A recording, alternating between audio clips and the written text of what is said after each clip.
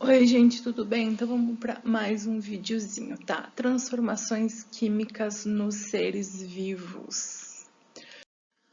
Bom, vocês já receberam lá o arquivo, tá bom?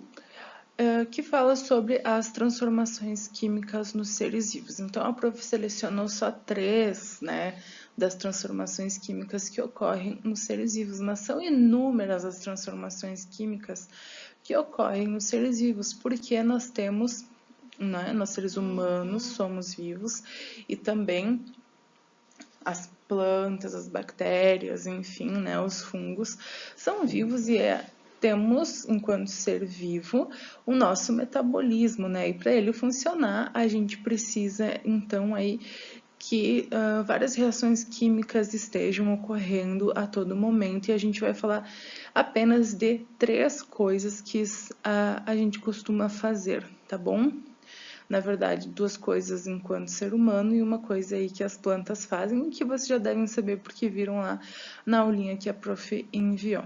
Então, digestão, né? Lá na aula tá bem resumido, mas aqui a prof vai falar um pouquinho mais, né? Como sempre lá na aula, a prof falava um monte, né?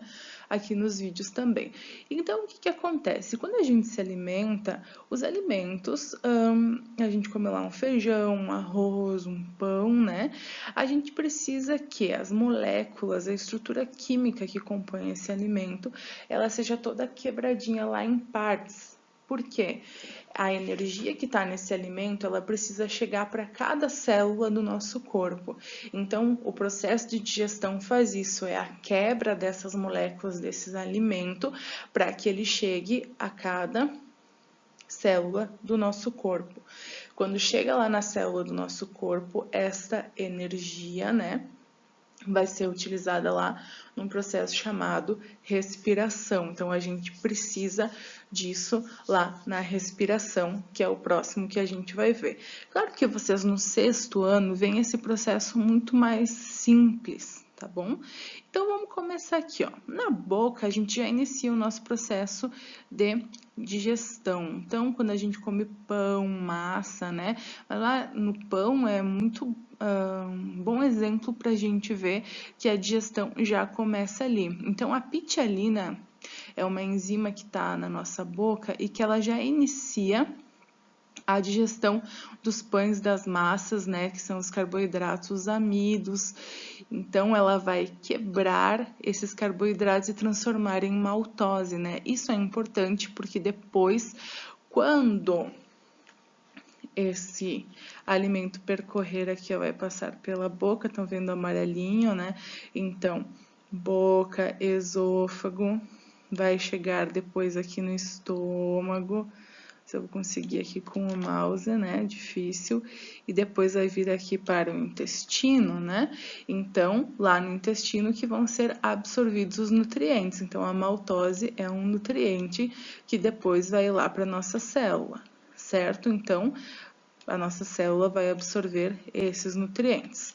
Lá no estômago, a gente vai ter outra substância atuando, que é a pepsina, que ela vai transformar as proteínas, ou seja, carne, ovo, leite, né, em peptonas, que também são partes menores das proteínas que já vão poder ser nutrientes, então, absorvíveis lá pelo nosso intestino. Então, todos esses processos são processos químicos que estão ocorrendo depois aí que a gente se alimenta, né? A gente tem lá a renina. O que que ela faz? Ela coagula a proteína do leite para que ela possa ser absorvida também, né? A lipase digere os lipídios, que são as gorduras, né? Então, isso vai estar ocorrendo, deixa eu fechar aqui, vai estar ocorrendo lá no estômago. Tá bom? Então, são esses os processos químicos que vão ocorrer.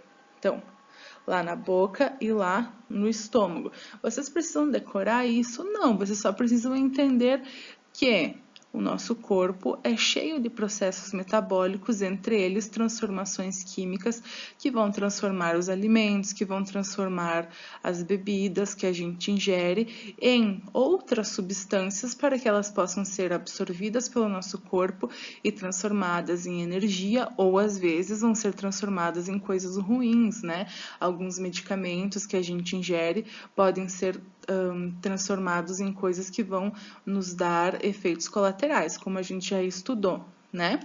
Depois, lá no intestino delgado, a gente vai ter já o finalzinho da nossa digestão. Então, no jejuno, vamos ver aqui, ó, jejuno é a primeira partezinha aqui, ó, do intestino delgado. Estão vendo que o prof está pintando? Até eu vou despintar. Vocês já viram onde é, que é a primeira parte ali do intestino delgado. A gente tem o suco pancreático, que ele vai fazer o quê? Reduzir as gorduras, ou seja, deixar elas em moléculas ainda menores, e vai vir também a ação da bile, que vai emulsificar as gorduras, tá? Que isso também vai ajudar para que elas sejam absorvidas aí pelo intestino. E aí, depois, esse bolo alimentar vai ir para o ilho.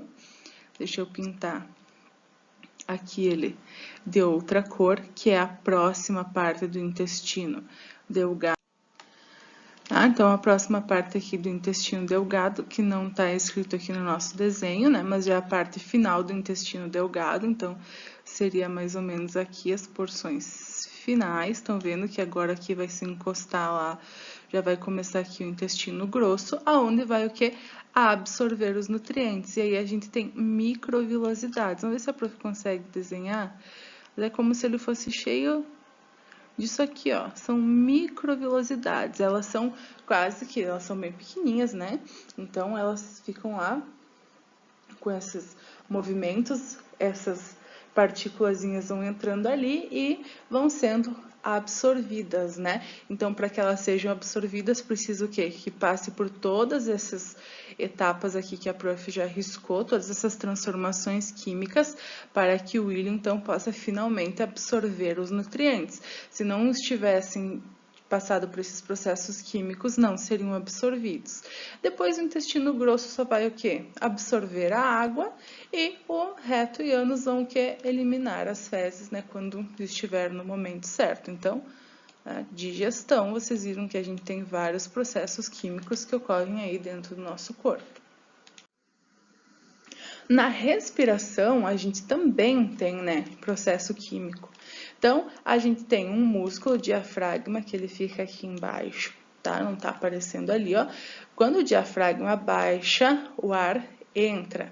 Então, esse músculo baixa, o ar entra. Quando ele sobe, o ar sai, né? Por onde que ele entra? Pelo nariz, vai passar aqui pelas narinas, fossas nasais, vai vir pelos traqueia, brônquio, bronquíolos, que são os brônquios menores, né? Estão aqui, até que chegue lá nos alvéolos. Os alvéolos são membranas, lembram lá da membrana das células? Então, a mesma coisa os alvéolos, então eles são super permeáveis. O que é isso? Deixam passar as coisas. Tá certo? Então, eles vão deixar o oxigênio entrar e vão deixar o gás carbônico sair. Quem é que traz o gás carbônico até o alvéolo? É o sangue, tá? As hemácias que carregam o gás carbônico até ali. Então, quando chega ali, a hemácia está carregando o gás carbônico, chega no alvéolo, libera ele para fora, e aí ele vai fazer todo o caminho inverso, né? Alvéolo, bronquíolo, brônquio, traqueia, e vai sair pelo nariz, né? Como já tem o ar disponível ali com o oxigênio, aquela hemácia vai largar o gás carbônico, pega o oxigênio e ela vai carregar lá e distribuir para o corpo, né? Através do quê? Do sangue do sistema circulatório. Então, essa troca que a prof escreveu lá para vocês, que se chama hematose, é um processo químico, é uma transformação química, porque a hemácia está segurando gás carbônico, ela larga, pega o oxigênio, leva para o corpo. Quando chega lá no corpo, ela entrega para a célulazinha o gás oxigênio que a célula está precisando e pega o gás carbônico, porque lá dentro da célula já ocorreram vários outros processos químicos que resultaram nesse gás carbônico. Então a hemácia pega o gás carbônico, leva lá para o alvéolo, sabendo que a célula está precisando de mais oxigênio para fazer mais processos químicos. Pega oxigênio, leva de volta para a célula, pega o gás carbônico, devolve para o ar, pega o oxigênio, entenderam? Então, nosso corpo está sempre precisando de oxigênio para fazer processos químicos e liberando o gás carbônico como resultado desse processo. O contrário é a fotossíntese. Então, a fotossíntese é o contrário da respiração e a respiração é o contrário da fotossíntese. Podemos dizer assim, ó, aqui na planta, ela precisa da energia do sol e ela precisa de quem? Do gás carbônico. Então, o que a gente vai utilizar para fazer a fotossíntese? A planta é um ser autótrofo, produz o seu próprio alimento. Então, através da fotossíntese, ela vai pegar água, o gás carbônico que está disponível no ambiente e a energia do sol. Quem é que capta essa energia do sol é o cloroplasto, que já está escrito lá no arquivo de vocês.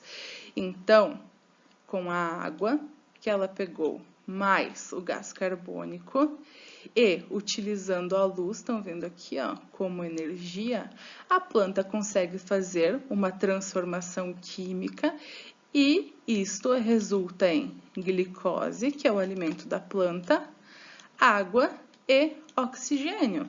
Oxigênio que a gente usa para respirar. Então, a gente tem várias plantas aí que fazem fotossíntese, né? A gente usa para respirar. Será que as plantas respiram e também usam esse oxigênio? Vou deixar aí para vocês pensarem, tá bom? Espero que tenham entendido. Beijos e até a próxima aula.